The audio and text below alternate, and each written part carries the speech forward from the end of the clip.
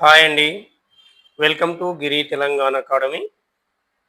భారతదేశం స్వాతంత్రోద్యమ పోరాటం చేస్తున్న సమయంలో రెండవ ప్రపంచ యుద్ధం వచ్చింది.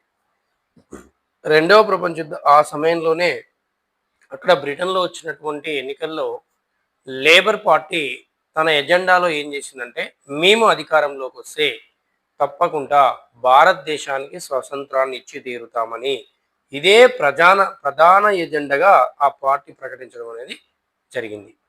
తదుపరి అక్కడ ఎలక్షన్‌లో లేబర్ పార్టీ అధికారంలోకి రావడం జరిగింది. అట్లీ బ్రిటన్ యొక్క ప్రధానిగా ప్రమాణ స్వీకారం చేయడం అనేది జరిగింది. ఇచ్చిన మాట ప్రకారంగా అప్పటికి రెండవ ప్రపంచ యుద్ధం కూడా ముగిసింది. ఈ రెండవ ప్రపంచ యుద్ధంలో విపరీతంగా నష్టపోయినటువంటి బ్రిటను వలస ప్రాంతాలని పాలించడం కూడా కష్టంగానే మారింది.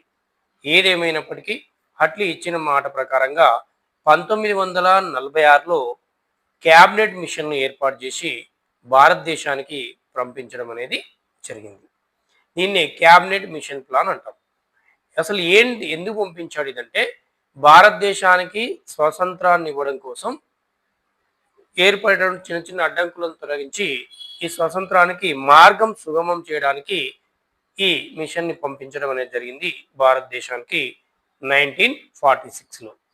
ఈ కమిటీ లేదా ఈ కమిషను ఎంతమంది సభ్యులు దీన్ని ఏమంటే త్రిసభ్య కమిటీ. దీనికి ఈ త్రిసభ్య కమిటీ యొక్క చైర్మన్ లేదా అధ్యక్షుడు ఎవరంటే లారెన్స్, సర్ పెతిక్ లారెన్స్.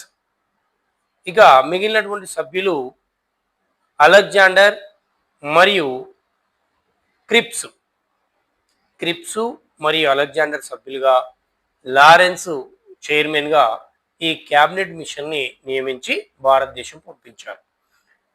వీరు వచ్చి హిందూ ముస్లింల మధ్య సఖ్యత కుదించడానికి చాలా ప్రయత్నం చేశారు. అంటే ఖచ్చితంగా పాకిస్తాన్ ఏర్పాటు చేయాలనేది మొహమ్మద్ అలీ జిన్నా.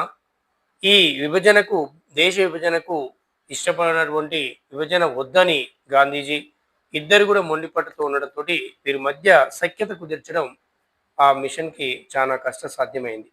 అందుకే అది ఒక రిపోర్ట్‌ని అందించడం అనేది జరిగింది ప్రధాని అట్లీకి. ఆ నివేదికలో ముఖ్యంగా తెలియజేసిన అంశం ఏందంటే, దేశ విభజన తిరస్కరించింది. ఈ మిషన్ ఏం తిరస్కరించింది? దేశ విభజన. అందుకే ఈ నివేదికలో దేశ విభజన తిరస్కరించిరు కాబట్టే బెంగాల్‌లో మహమ్మద్ అలీ జిన్నా ప్రత్యక్షంగా